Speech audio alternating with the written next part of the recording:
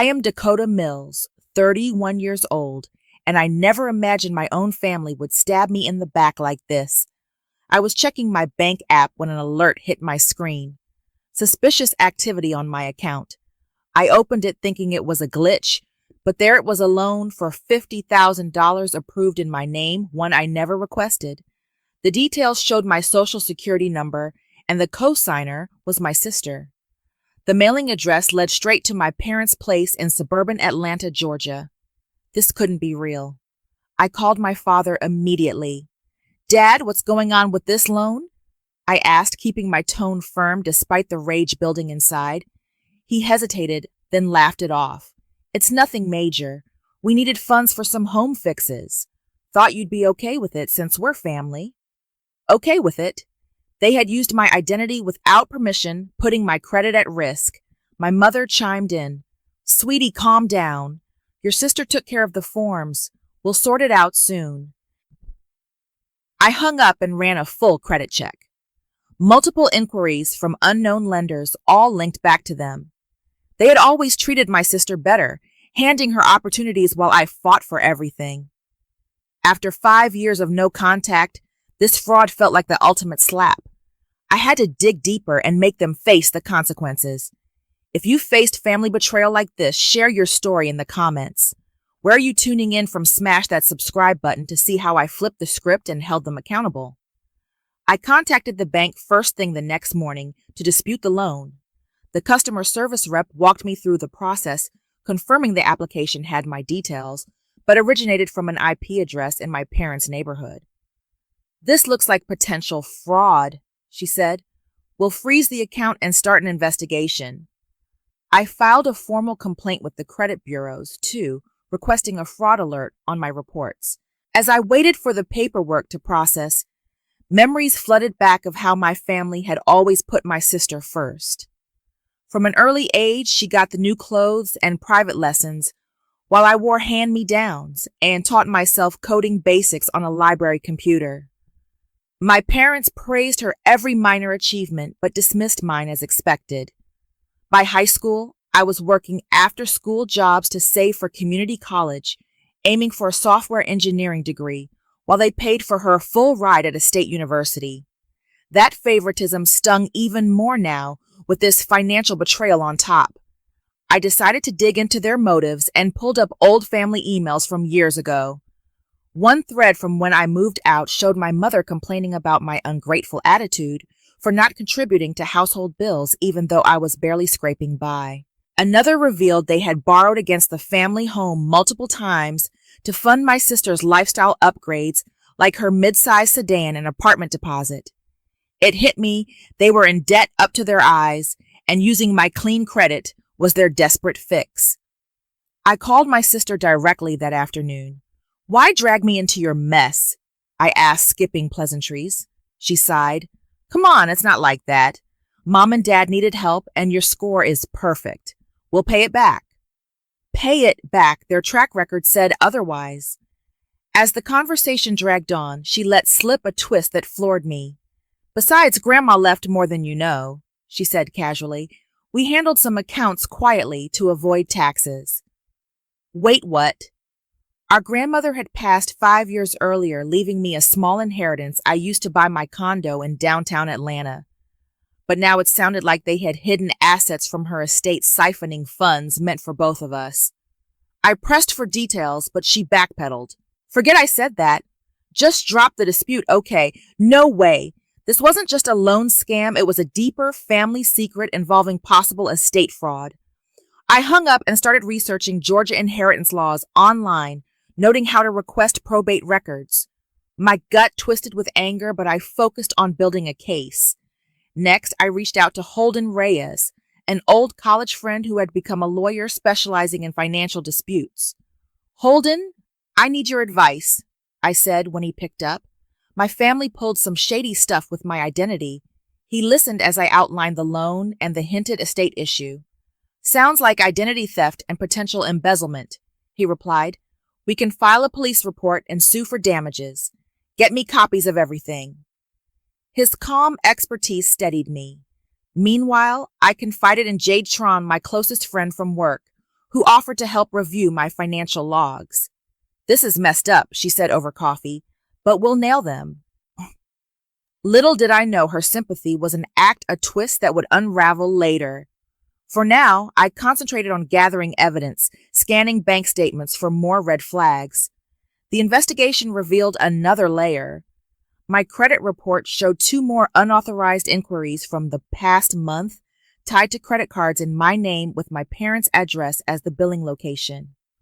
One had already racked up charges for home repairs and luxury items totaling over $10,000. I disputed those, immediately providing affidavits to the issuers. Internally, the drama churned, recalling holidays where my sister got lavish gifts while I received practical items like socks. My parents always justified it as her needing more support, but it bred resentment I had buried deep. Now it fueled my resolve.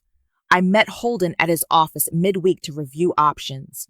"We can pursue a civil lawsuit for fraud," he explained, "and if the estate angle checks out, that's grounds for a countersuit." He suggested hiring a private investigator for the probate details, estimating cost at around $5,000, but promising it would pay off. With Holden's guidance, I filed the initial police report that evening, detailing the loan and cards as identity theft under Georgia law. The officer took notes seriously. "We'll look into it," he assured me. "Family cases like this often uncover more." Back home, I pored over grandmother's old letters, finding one mentioning additional trusts. She set up for fairness. That confirmed my suspicion they had concealed parts of the inheritance to benefit themselves. The betrayal cut deeper, mixing old hurts with fresh outrage. I texted Jade for moral support. "This is getting intense," I wrote. She replied quickly, "Hang in there, I'm here." Her words felt genuine then, but the twist loomed. As night fell, I prepared for the inevitable family confrontation, knowing the annual dinner was just weeks away. My plan was forming: confront them with facts, not emotion, and let the law handle the rest. The annual family dinner invitation came via text from my mother 2 days after I filed the report. "Let's catch up this Saturday." It read as if nothing was wrong. I agreed, seeing it as the perfect chance to confront them face to face with the evidence Holden had helped compile. On the drive to their house in the suburbs, I rehearsed my lines, my mind racing with fresh resentment from childhood slights. Like the time my sister got a lavish Sweet 16 party, while I celebrated my birthday with a store-bought cake and no guests. My parents had always excused it as her being more social, but it left me feeling invisible. Now their fraud amplified that old wound, turning it into fuel for the showdown. I arrived early, documents in a folder tucked under my arm, ready to lay it all out. They greeted me with forced smiles, my father clapping me on the back. "Good to see you, kiddo," he said. "Dinner's almost ready." My mother hugged me tightly. "We've missed you so much." My sister was already at the table scrolling her phone. We sat down to eat the conversation, starting light work, updates, neighborhood gossip. But I couldn't hold back long. Midway through the main course, I pulled out the credit report printouts. "We need to talk about this," I said, flatly sliding them across. "The loan, the cards all in my name without permission." My father froze mid-bite. "We already discussed this. It's family business." My mother shot him a look. "Honey, we're sorting it.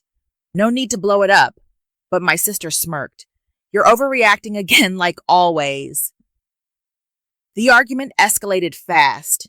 I demanded they admit to the identity theft and agree to repay everything. "This is illegal," I pressed. "I've got the police involved." My father leaned forward, voice low. "You wouldn't turn on your own blood." That's when the twist hit. My sister blurted out, "Grandma's extra funds covered most of it anyway. We deserved our share." Extra funds? It clicked with the letter hints. They had divert inheritance money into secret accounts, using it to bail out their debts before forging my info for more. My blood boiled, recalling how they once forgot my college graduation because my sister's job interview conflicted. You stole from her estate too, I snapped. That's embezzlement. My mother teared up. It was for the family. You were doing fine on your own. I called Holden from the bathroom during a tense break, whispering the new revelation. They admitted to hiding inheritance assets, I said.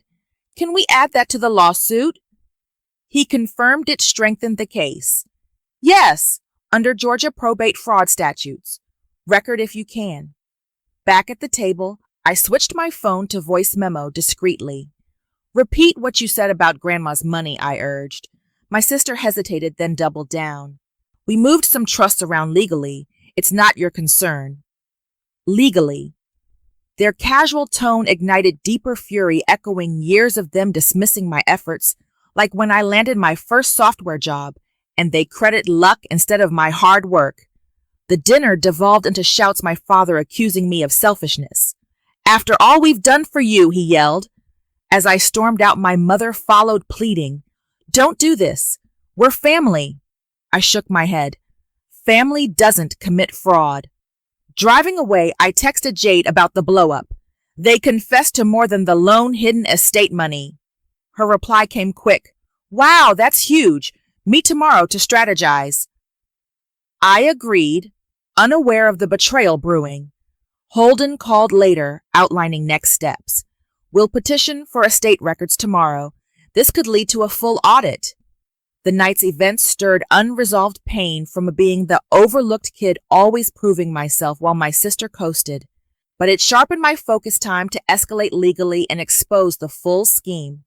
The following day, I met Jade at a coffee shop to debrief. They think they can justify it all, I vented.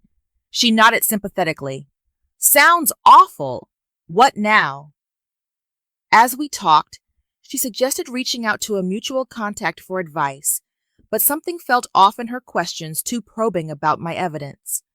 I brushed it aside, sharing details on the probate angle. Later, Holden and I filed the court motion for inheritance disclosure, citing Georgia's Uniform Probate Code for transparency in contested estates.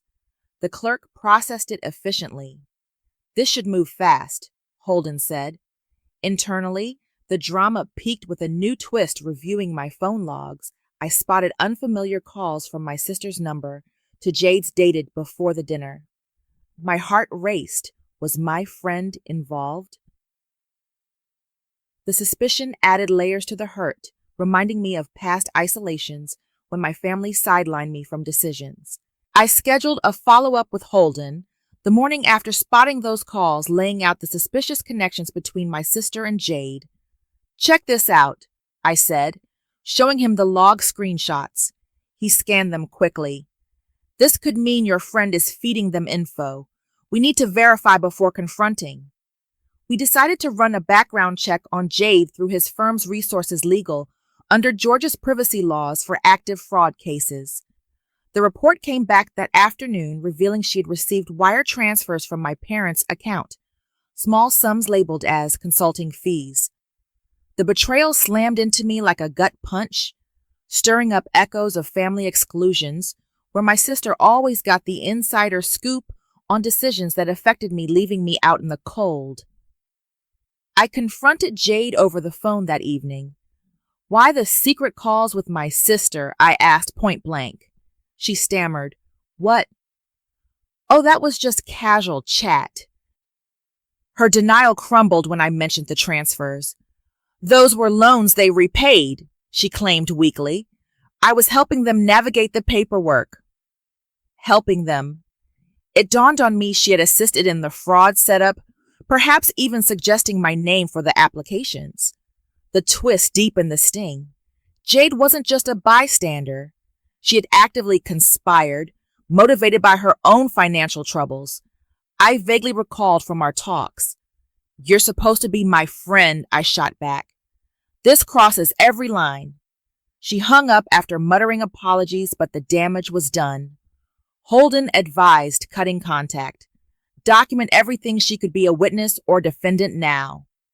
Internally, the drama intensified, blending this fresh deceit with old memories of my parents prioritizing my sister's crises over mine, like when they bailed her out of a bad investment while ignoring my pleas for startup help in my career. We expanded the lawsuit draft to include conspiracy charges, citing Georgia's civil racketeering statutes for organized fraud. Holden pulled in Kendall Soto, a forensic accountant he trusted to analyze the wire trails. "Kendall, run these through your software," he instructed during our meeting. She nodded. "I'll trace the flows back to the estate accounts." Her initial scan uncovered another twist my family had set up offshore holdings in my grandmother's name, funneling inheritance portions there to evade reporting. This violated federal tax laws, potentially escalating to IRS involvement. "We can file for discovery on these," Kendall said. The revelation fueled my resolve, contrasting sharply with past instances where my achievements like earning my engineering certification through night classes went unacknowledged, while my sister's promotion sparked family celebrations. I pushed Holden to accelerate. "Let's hit them with the full complaint soon." Terror! The next step involved serving preliminary notices legal under state rules to preserve evidence. I drafted affidavits detailing the calls and transfers, swearing them before a notary midweek. My mother called unexpectedly that night. "Why are you dragging this out?" she demanded. "Drop the police stuff, we can talk it over." Her plea rang hollow, reminding me of times she mediated family disputes, but always sided with my sister, dismissing my side as over-emotional. "No more talks," I replied. "See you in court." Holden reviewed the notices. "These will freeze their assets temporarily," he explained. Kendall added, "I've got patterns showing systematic diversion enough for a strong claim." The buildup stirred a storm of emotions rooted in years of feeling secondary, like when my parents funded my sister's wedding extravagantly, but contributed nothing to my modest home purchase. As we finalized the filing strategy, a new twist emerged from Kendall's deeper dive. My father had used company resources from his old job to mask the transactions, risking corporate fraud charges. "This ties into embezzlement," she warned. "We might loop in the DA."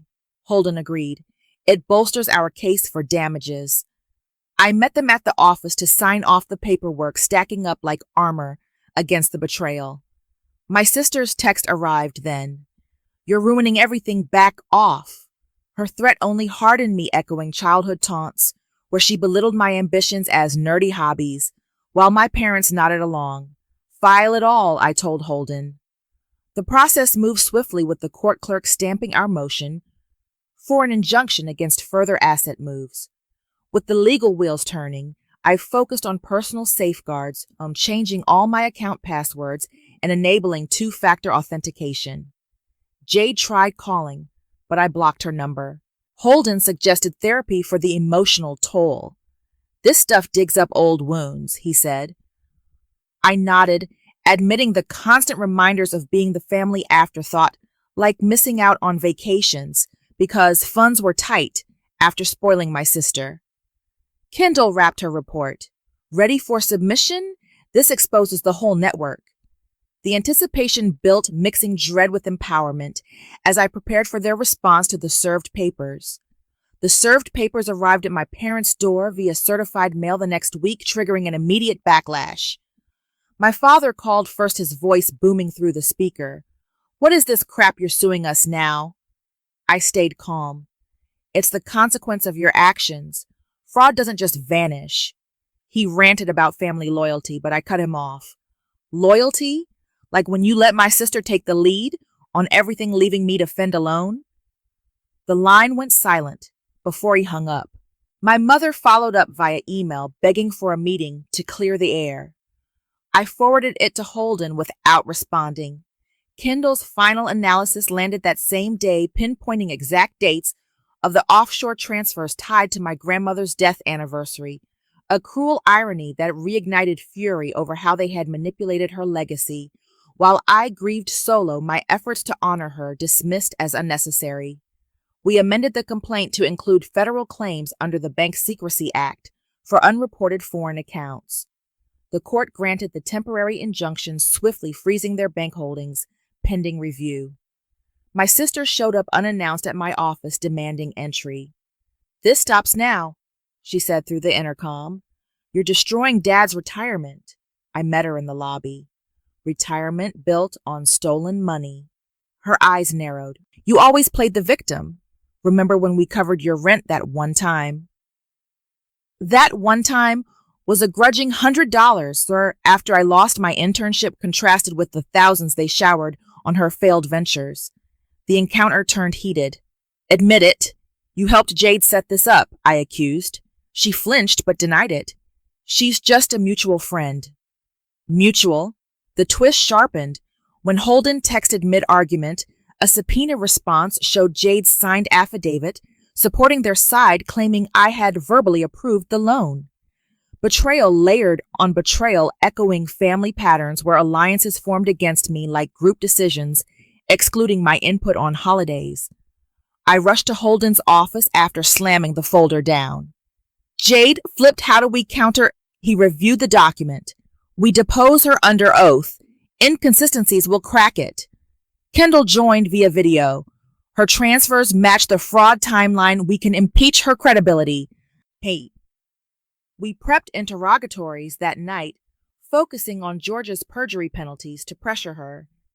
Internally, the drama surged with recollections of being the family outsider, my parents consulting my sister on major choices, like selling our childhood home without looping me in. My resolve peaked. This wasn't just recovery, but exposure. Holden filed for an expedited hearing. This pushes them to settle or fold, he said. My sister's text threats later. You'll regret this. I saved it as evidence, the words fueling a quiet determination born from years of overlooked resilience. The deposition notice went out scheduling Jade for questioning under oath. She called me panicked. Please withdraw it. I didn't mean to get involved this deep. I pressed. Then tell the truth about the setup. She admitted partial involvement. Your parents promised to cut me in on the estate split. T-state split. The new twist unfolded. They had forged a codicil to my grandmother's will, claiming additional verbal instructions favoring them hidden in a safety deposit box. They showed me scans. Jade confessed. Scans. This violated probate integrity laws in Georgia, opening doors to criminal referrals. Holden jumped on it. We subpoena the box contents. The revelation hit hard, stirring pain from when they downplayed my bond with grandmother, crediting my sister as the real caretaker despite my frequent visits. We rushed an emergency motion to seize the box, citing tampering risks. Court approval came fast for the seizure, with the sheriff escorting us to the bank. Inside the box, we found the forged codicil amateur alterations, dated post-death, easily debunked by Kendall's handwriting analysis. This is slam dunk evidence, she said. Holden prepared to add forgery counts to the suit. My father emailed desperately. Let's mediate, no courts. Shram, I ignored it, the plea ringing false against a lifetime of preferential treatment that left me building walls early. Jade cracked fully in her deposition prep call with Holden. I'll testify against them for immunity, she offered. We accepted her flip, weakening their defense. The buildup created a whirlwind of emotions rooted in long-standing dismissal, like my innovative projects at work overlooked in family chats, while my sister's routine updates stole the spotlight. Victory felt closer, but the family rift widened irreversibly. As filings mounted, my mother attempted one last outreach through a mutual acquaintance. She wants peace. The contact relayed. I declined. Peace requires accountability. Holden confirmed the hearing date. 2 weeks we present everything. Kendall's expert report sealed the offshore links to embezzlement, qualifying for treble damages under state fraud statutes. The twist with the codicil exposed their long game plan, amplifying the hurt from being perpetually undervalued. My independent successes, like leading a dev team project, never earning the pride they gave my sister's minor wins. I geared up for testimony, practicing with Holden. Stay factual, he coached. My sister's final voicemail pleaded, think of the family. I deleted it, the words hollow against the mounting proof of their schemes. The hearing unfolded in the Atlanta courthouse 2 weeks later, with Holden presenting our evidence stack methodically. The judge reviewed Kendall's forensic breakdowns, nodding at the timelines, linking the forgeries to my family's accounts. My sister took the stand. First, her testimony crumbling under cross-examination. "We thought it was fair redistribution," she muttered when pressed on the codicil changes. Holden countered with the analysis showing digital timestamps post-dating grandmother's passing invalid under Georgia's will contest rules. My father glared from the gallery, his earlier bluster gone. The internal storm rage flashes of him coaching my sister through interviews while brushing off my resume tweaks as trivial. Jay testified next, her immunity deal forcing honesty. They recruited me to monitor her finances. She admitted avoiding my eyes. The admission sealed their conspiracy claim, amplifying the hurt from trusted bonds, shattered much like family ties that always bent toward favoritism. The defense attorney scrambled, arguing emotional distress from family rifts, but the judge dismissed it. "This is clear-cut fraud," he ruled, granting summary judgment in our favor. We secured full restitution over $70,000 in damages plus legal fees enforceable via wage garnishment under state civil enforcement laws. My mother approached during recess, whispering, "Can't we end this privately?" I shook my head. Too late for that. Her plea echoed empty promises from my youth, like vowing equal treatment after yet another slight, only to repeat the cycle. A fresh twist surfaced in closing arguments. Holden revealed intercepted emails showing my parents had pitched the scheme to extended relatives, risking broader liability. The judge ordered a referral to the district attorney for criminal review, citing potential felony theft charges. Victory surged through me, a counter to years of being the sidelined sibling whose independence they mocked as rebellion. Post-hearing, we enforced the judgment through court-ordered asset sales, liquidating their secondary vehicle to cover initial payments. My sister emailed a half-hearted apology. "Didn't mean for it to blow up like this." I forwarded it to Holden without reply, the words stirring disdain rooted in memories of her claiming family perks as her due, while my hard-earned stability went unrecognized. Kendall wrapped her involvement with a final audit. "Everything traces back cleanly, no loose ends." Holden high-fived me outside. "You own this." The win felt cathartic, transforming buried grievances like my promotions met with indifference, while my sister's minor wins prompted calls into tangible justice. I filed for a no-contact order next legal under Georgia's protective statutes for harassment, tied to the case severing ties formally. The DA's office contacted us mid-month, confirming indictments for identity theft and forgery with arraignment set. My father tried one last call. "You're breaking us think about Mom." I let it go to voicemail, the manipulation mirroring past guilts over family unity that always meant conceding to their whims. Another twist emerged from the audit, hidden joint accounts in my name, from childhood drained without consent, adding restitution claims. We pursued them via small claims court for efficiency. The process empowered me, contrasting sharply with earlier isolations, where my opinions on shared matters like inheritance discussions were overridden. Holden negotiated a settlement addendum. They'll pay monthly or face liens. I signed off the structure, ensuring compliance without further interaction. As payments started trickling in, I channeled the funds into a personal trust, securing my future against similar threats. My mother sent a letter through her lawyer expressing regret. "We never valued you enough." I shredded the sentiment too late against a lifetime of preferential treatment that left me building walls early. Kendall offered pro bono help for ongoing monitoring. "Keep tabs on their compliance," she advised. The closure hit deep, unearthing final resentments, like family gatherings where my sister's stories dominated mine, reduced to footnotes. With the case resolved, I breathed easier, the triumph a rebuke to their entitlement. Holden wrapped the file. "At the abuarauti. Case closed, you're free." The severance felt final, a necessary cut from toxic roots. The DA's arraignment proceeded without hitches, with my family entering not guilty pleas to the felony counts. Holden monitored from the sidelines, ensuring our civil judgment aligned with the criminal proceedings. My sister attempted a sidebar negotiation through her attorney, offering partial repayment in exchange for dropping support for the prosecution. "It's the least you can do," her message relayed. I refused outright. "They face what they earned," I told Holden. The refusal stirred final echoes of exclusion, like family meetings where my input on finances was ignored. My sister's voice always amplified instead. A last-minute twist came from the prosecutor's update. My parents had tried bribing a witness, caught on tape adding obstruction charges under Georgia's criminal code. The evidence sealed their fate, pushing plea deals forward. I felt a surge of closure, transforming lingering doubts into solid affirmation of my stand.